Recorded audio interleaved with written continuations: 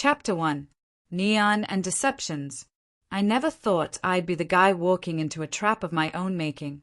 I'd been away for 10 days, grueling conference, late-night presentations, coast-to-coast flights. I came home early to surprise my wife, Lena, with a night out. 6 years married, and her smile still lit me up. I picked her favorite spot, the Eclipse Lounge, a sleek, upscale bar with a members-only vibe. Lena called it her creative escape, a place to network with her art gallery contacts. I parked, adjusted my tie, and stepped into the pulse of bass and blue neon.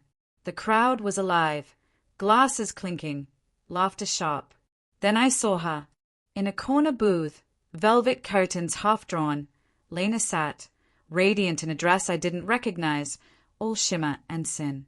4 men surrounded her, polished but predatory, the hands grazing her shoulders, her wrist. One leaned in, lips brushing her. She giggled, tossing her hair, her wedding ring nowhere in sight. My stomach churned. I moved closer, heart hammering, but a wall of a man blocked me, his hand heavy on my shoulder. "Back off, friend," he growled. "She's with us tonight. Said she's got us covered. Wait your turn." I stammered, "That's my wife." His grin was cold, knowing. "Sure, pal. Line forms at the back." Lena's eyes met mine, shock, then a flicker of defiance. No apology, just a tilt of her head, a sip of her martini. That look gutted me. I didn't yell, didn't fight. I turned and walked out, the neon blurring behind me. But in my mind, gears were turning. Not for saving us, for dismantling her world. Lena had no idea what was coming. Chapter 2. Beneath the Facade. Home that night, I didn't scream or smash anything.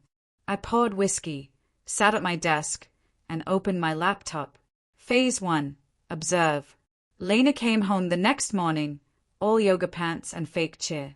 "Hey, babe," she said, not meeting my eyes. I smiled. "Morning." That smile was my first weapon. While she was in the shower, I grabbed her phone, passcode still her old cat's name, 1215. 2 minutes later, I had her texts, chats with Vince, King M, and the broker. Photos, videos, some shot in our loft. One text read, "Husband's away till Friday. Doors unlocked. Bring wine." I didn't confront her. I saved everything to an encrypted drive labeled Project Eclipse. Phase 2. Money. I managed our joint savings, $90,000.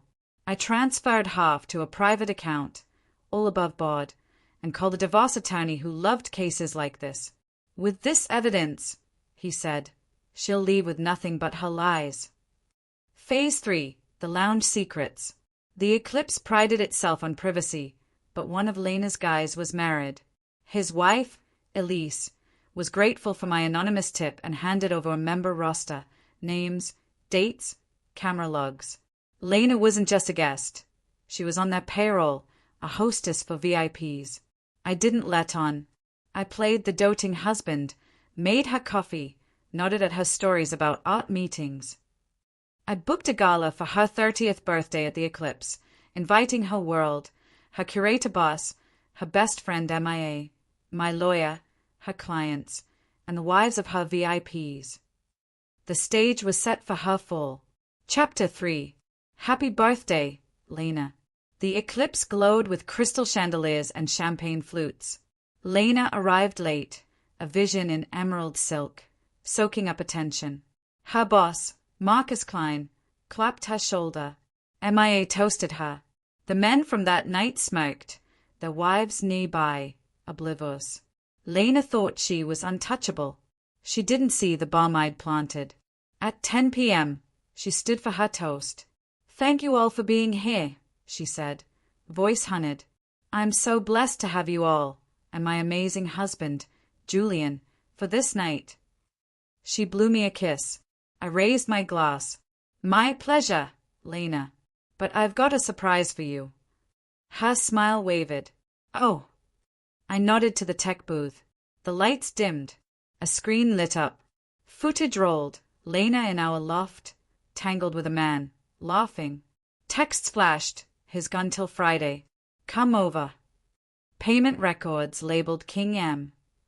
A voice memo of her planning extras for clients. The room froze. MIA dropped her glass. Marcus's face hardened. A wife screamed, "You told me she was your agent," and slapped her husband. Lena's martini glass shook. I stepped forward. "You wanted adoration, Lena. You built a lie to get it. Now it's over." I handed her divorce papers. "House is sold. Accounts are frozen. Eclipse is done with you. They got the footage too." She sank to the floor, sobbing. "Julian, please." I was going to stop. I leaned in. "You didn't just betray me. You sold our life. Enjoy the truth." I walked out as her world collapsed. Chapter 4. Ruins and Renewal. The headlines came fast. Eclipse Lounge Scandal. Art curator linked to secret VIP ring. Lena wasn't named, but her cycle knew. Marcus fired her that day, citing ethical violations. Paparazzi caught her leaving the gallery, clutching a cardboard box, eyes swollen. MIA cut her off. "You shamed us all. Stay away." Her phone went quiet. Her group chats renamed her Eclipse Rec. I sent the member list and footage to the city's ethics board anonymously. Resignations piled up. The Eclipse closed weeks later, buried in lawsuits. I moved on, new city, small house, a consulting gig that kept me busy. I started dating again, someone steady, honest. My lawyer confirmed the divorce. Assets mine, no alimony, infidelity clause airtight. Lena tried reaching out once, showing up at my new office, mascara streaked, begging. I got a restraining order. Months later, I saw her at a gallery opening, alone, cigarette in hand, looking hollow. She spotted me. "Julian, please." I paused. "Fine. I forgive you." Her face broke, but I walked away. That forgiveness wasn't for her. It was my freedom, proof she no longer owned me. Nothing cuts deeper than being irrelevant to someone you destroyed. Final words. Lena craved control, to be desired above all else. But lies crumble under truth's weight. I didn't win by shouting. I won by surviving, by walking away whole while her world burned. Was my revenge fair? Tell us what you'd have done in the comments. Share this with someone who thrives on stories of betrayal and justice, and follow Lauren's story for more tales where lies meet their reckoning. Stay fierce, stay true, and stay tuned.